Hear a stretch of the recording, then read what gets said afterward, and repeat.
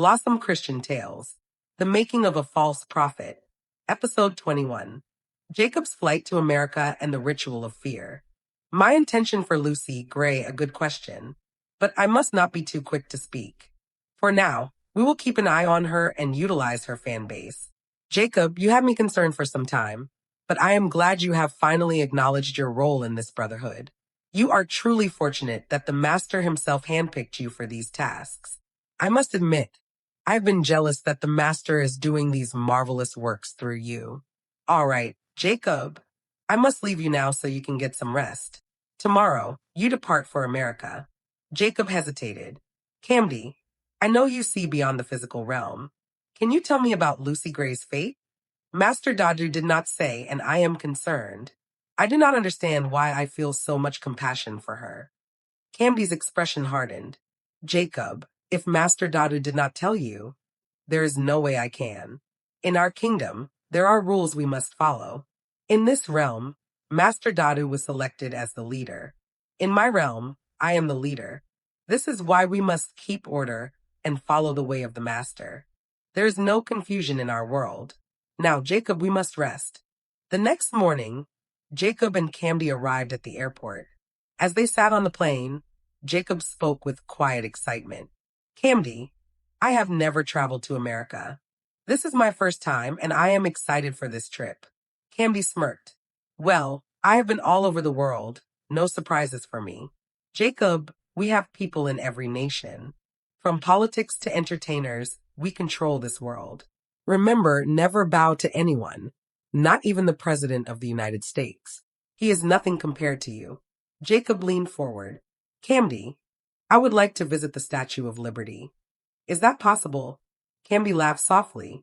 Jacob, nothing is impossible for the greatest prophet. I will make sure you see it. She paused, her eyes darkening.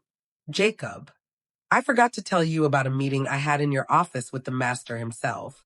The cleaner walked in, but she only saw a huge talking serpent. Jacob's mouth fell open in horror. What happened to the cleaner? Please tell me you did not harm her. Kamdi shook her head calmly. No, I didn't harm her, but I handled it very well. Jacob's voice trembled. Why was there a serpent in my office? The Master and I had major business to discuss, Kamdi replied. And it had to be in your office. Jacob swallowed hard. Who was the snake, Kamdi? Kamdi's lips curled into a mysterious smile. Are you ready for the answer, Jacob? I do not think you want to know who the serpent was. Jacob exhaled slowly. You are right. I did not need to know. Then fear washed over his face. I cannot believe Master Lucifer was in my office. I am afraid, Kamdi. Kamdi stared at him coldly. Why are you afraid? The Master physically appearing in your office means you are protected. No one can harm you. The ring bestowed upon you by the Master is no ordinary ornament. It is a mark, a binding seal of fate. With this ring, you are entrusted to initiate pastors into our kingdom, each one receiving a ring identical to yours. It is more than a symbol of loyalty. It is a pact, a silent agreement that cannot be undone. In public, these rings serve as our secret sign, a way to recognize one another amidst the crowd. Jacob, understand this. The Master himself brought the ring to the office, delivering it with personal instruction. There are matters so profound, so shrouded in spiritual secrecy, that even Master Dadu cannot be privy to them. Only I am permitted to know. This is not mere ritual. This is spiritual business, and the stakes are higher than you can imagine. Jacob whispered, In 2 weeks, I must spend 3 nights in the cemetery. I am terrified. Is there anything I can do to avoid this? Kamdi shook her head. You must pay this price by performing the ritual. There is no reason to be afraid. So, what do I tell people who might not see me for 3 days? Kamdi chuckled. No worries. That is why I am your assistant and your wife. Just think of it as a date night with the spirit world. Her smile faded. Jacob, the Master does these things to ensure your loyalty, not because he is evil. I hope you understand. Jacob sighed. I would prefer anything else. This is too hard for me.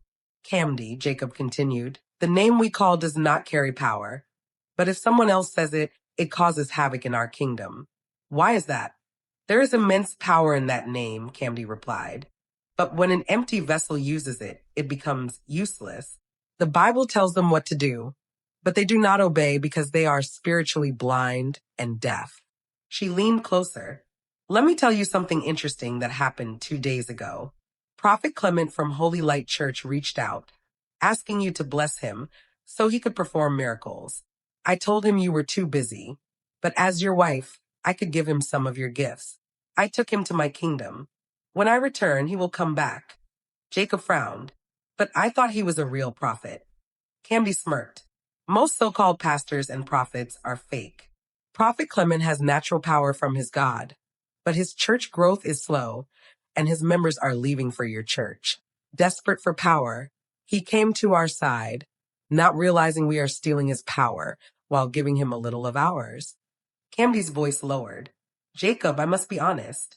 Their God is powerful, but his people are foolish, and that is why we take advantage of them. Jacob asked, has there ever been a time when you failed to capture one of these prophets? Kamdi sighed. It has happened only a few times in my existence, and you know I am ancient. Very few escaped because they faithfully worshipped their God and followed his voice. They refused to fall into the master's trap. She added, not everything that glitters is gold. Many successful people seek our master for supernatural success. Others fall into our trap because they desire fame and wealth. How can money-hungry pastors lead their sheep to the right path? Kamdi continued, when they are blinded by material things. The decision is theirs, not ours. As for me, I always do my Father's work because I obey, trust, and have faith in him. Jacob sighed deeply. Well, Kamdi, I am the same as them. I did not explore other alternatives because I was desperate for redemption. Now I must live this reality each day and perform for the master. Kamdi sipped a glass of champagne. Finally, Jacob, you have dared to tell the truth. I am pleased, not because you confess, but because you finally see the shadow you cast and the path you chose. Now you must live with the knowledge of what you have done and who you truly are. I am ready for a nap now. I have work to do tonight, says Kamdi. Jacob stared at Kamdi, confusion clouding his thoughts as he poured himself a glass of whiskey. The hum of the plane was steady, but his nerves were anything but. What work could she have tonight when they were trapped together in the sky? To be continued in episode 22. Do not wait. Subscribe, like, and share this story now. Together, we can expose false prophets and protect others from their dangerous manipulations. The battle for souls are real, and the kingdom of God must win. 1 John 4 verses 1 to 6. Beloved, do not believe every spirit, but test the spirits to see whether they are from God. For many false prophets have gone out into the world. Mark 8 verse 36, for what shall it profit a man, if he shall gain the entire world and lose his own soul? Glory be to Jehovah God. Amen.